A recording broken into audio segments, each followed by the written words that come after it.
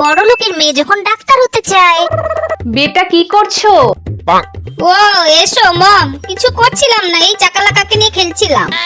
তো বেটা, তোমার তো স্টাডি এখন প্রায় শেষ, এবার কি করবে কিছু ভেবে রেখেছো? নো মম, সেরকম তো কিছু ভাবিনি। বাই দ্য ওয়ে, ডাক্তারি পড়লে কেমন হয়? What what what? তোমার কি কোনো ধারণা আছে তুমি কি বলছো? কেন মম, আমি কি কোনো ভুল কিছু বললাম? ভুল?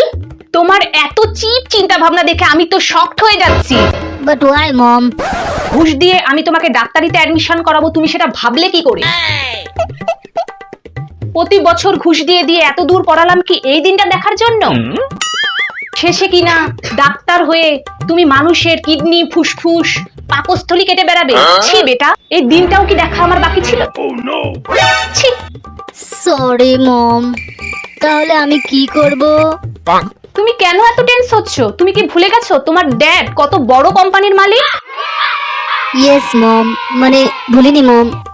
আজ এত বড় ডাকাত গ্রুপ অফ ইন্ডাস্ট্রির মালিক হচ্ছে তোমার ড্যাড, আর নেক্সট জেনারেশন আমাদের একমাত্র উত্তরাধিকারী মানে তুমি মালিক হবে এই কোম্পানির।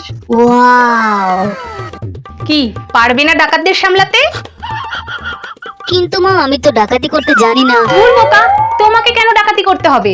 আমাদের অলরেডি অনেকগুলো ডাকাত আছে, তুমি শুধু তাদেরকে ইনস্ট্রাকশন দেবে। আর তুমি জয়েন করলেই কর্নেল আঙ্কেল তোমাকে সবকিছু শিখিয়ে দেবে।